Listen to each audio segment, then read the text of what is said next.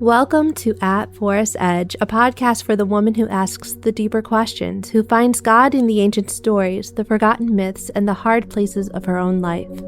I'm Rihanna Tilley, a watercolor artist, a storyteller, and a woman who has stood at the edge of the dark wood and found that the light was there all along. Pull up a chair. Let's follow this thread together. I want to ask you something, and I want you to sit with it honestly before we go any further. When you were growing up, what did love cost you? For some of you, the answer is nothing. You were held and delighted in and loved without condition from your earliest memory, and that is a gift beyond measure. If that is your story, I am genuinely glad for you, and I want you to stay because this episode will show you something about the God who gave you that gift. But for others of you, and I suspect more of you than will ever say it out loud, love was not free. It had terms. It had conditions. It had a performance requirement attached to it. And you learned very early exactly what that requirement was, and you spent your childhood, probably your adulthood, trying to meet it. Work hard enough. Clean the house well enough.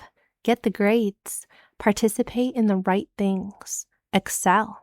Keep the atmosphere from turning. Do the thing well enough that the volatility around you might soften for a little while, and call that love because it was the closest thing to it you had ever been offered. I grew up thinking love was a transaction. I did not know that what I was navigating was not love at all. It was a lesser threat. Still unhealthy, still not the thing. Even the people I considered safe, the ones who did not cause direct harm, were still ready to tear me down the moment the opportunity came. Passive aggression dressed up as relationship. Conditional approval masquerading as love. And the cruelest part, the part that took me the longest to untangle, was this. There were a few people in my life who actually loved me with real love. My grandfather and my great-grandmother were two of them. And the voices around me reframed what they gave me as favoritism, as spoiling, as too much, too generous, more than I deserved. So even the one taste of real love that I had, I handed back with a question mark on it.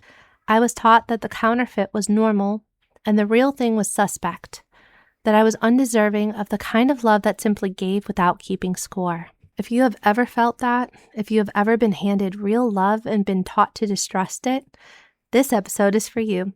Stay with me. Because what I want to show you today is a love so far outside the transaction that it will take everything you thought you knew about love and remake it from the ground up.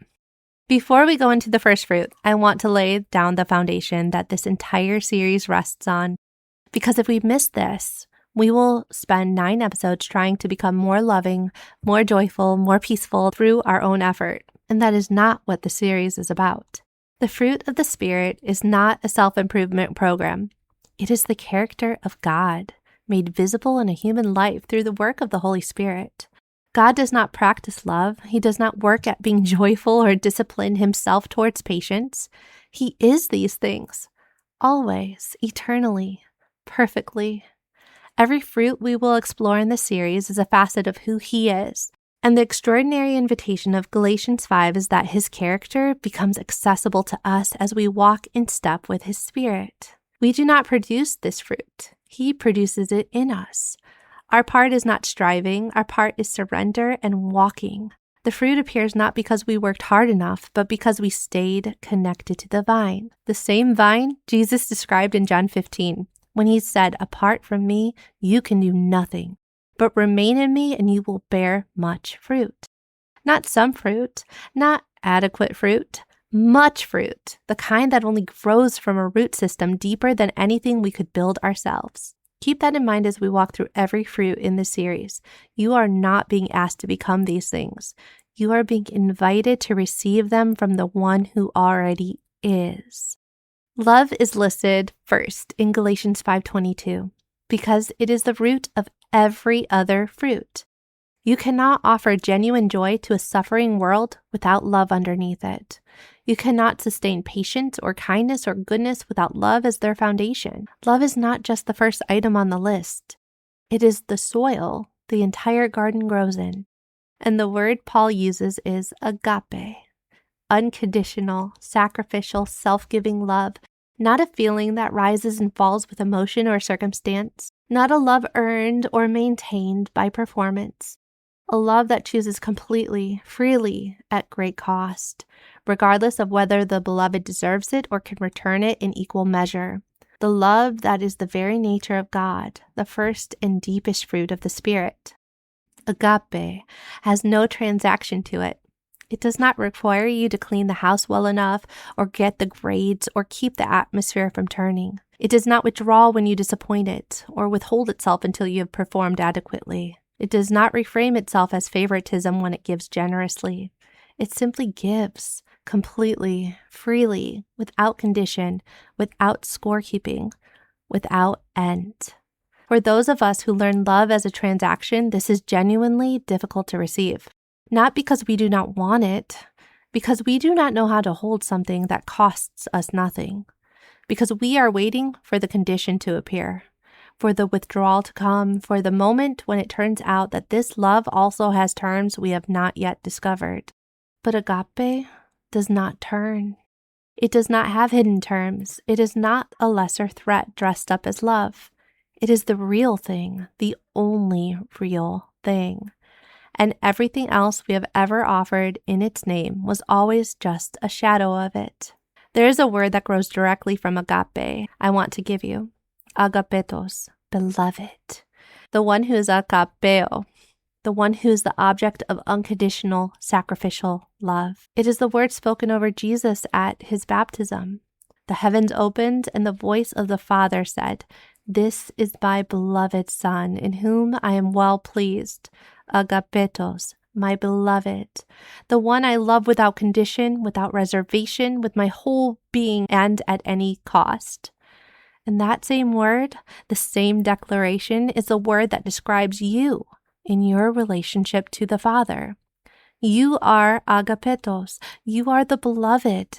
Not because you earned it, not because you performed adequately or kept the atmosphere calm or excelled enough to deserve the designation, because he is agape, because that is his nature, because love like his cannot help but name the ones it loves as beloved, and you are one of them. Your grandfather danced with you and sang over you and gave you more than the voices around you said you deserved. He was showing you something true about the Father, imperfectly, humanly, through the limited vessel of one man's love for one child. But the shape of it was real. The shape of it was agape, and it got in.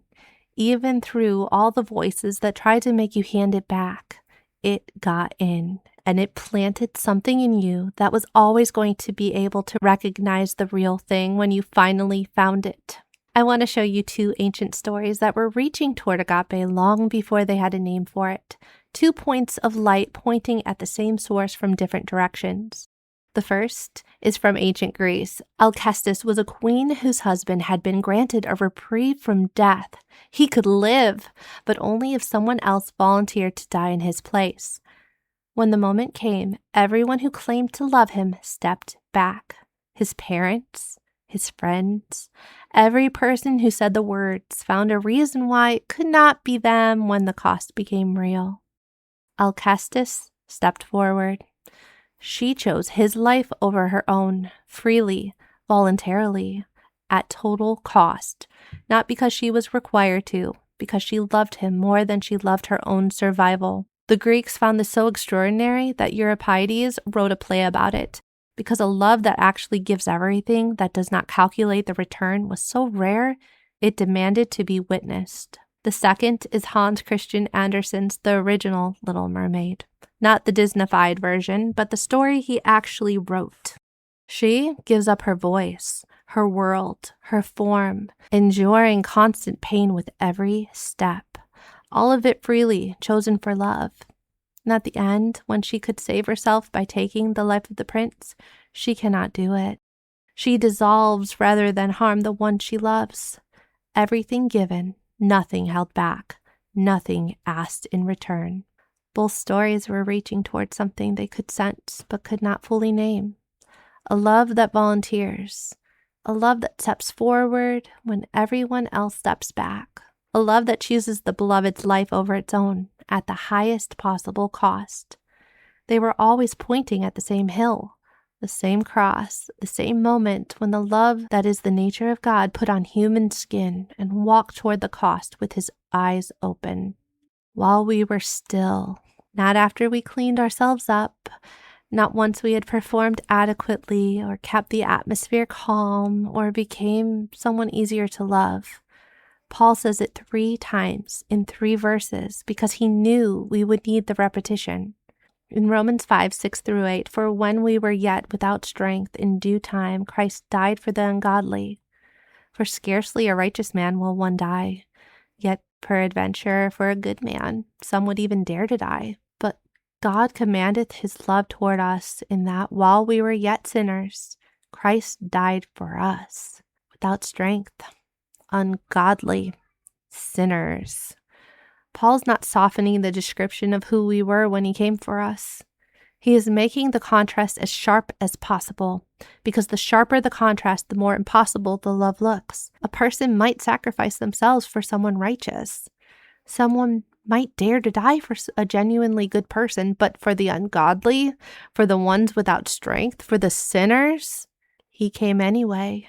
He stepped forward anyway. He volunteered anyway. That is not a transaction. That is agape. And it was never waiting for you to become worthy of it. It came for you at your most unworthy. It will not withdraw now. This is not the love of transaction. This is agape in its fullest expression, a love that looked at the cost and chose anyway, that looked at us, broken and striving and handing back the real thing because we had been taught we were undeserving of it, and said, you. I choose you.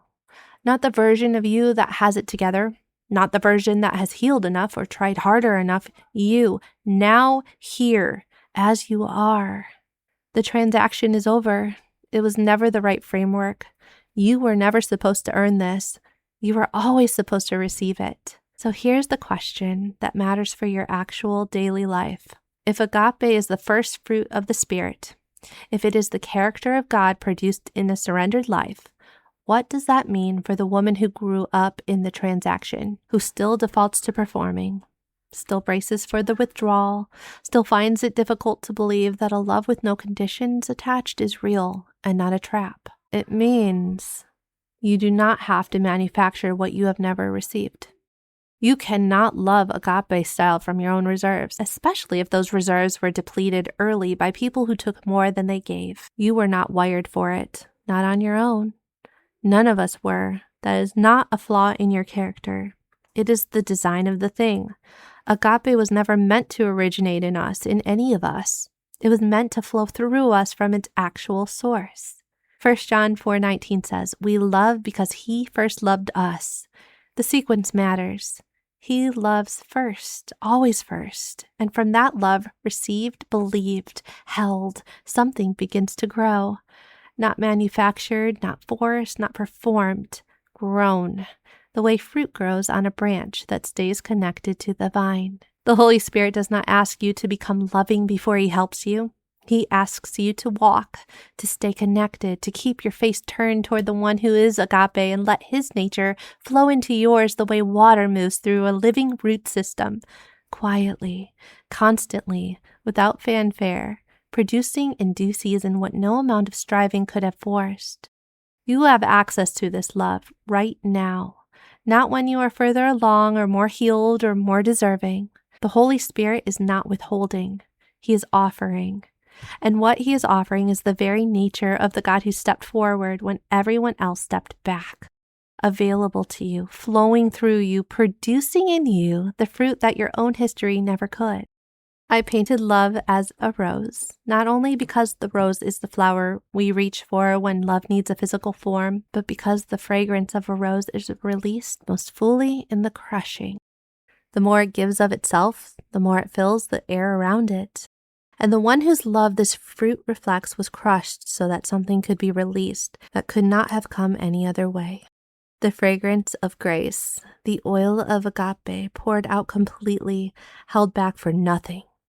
If you want something to hold on to from today, a small reminder on your wall, or your desk, that you are agapetos, that the first fruit is already being offered, that the transaction is finished, and the gift has always been free.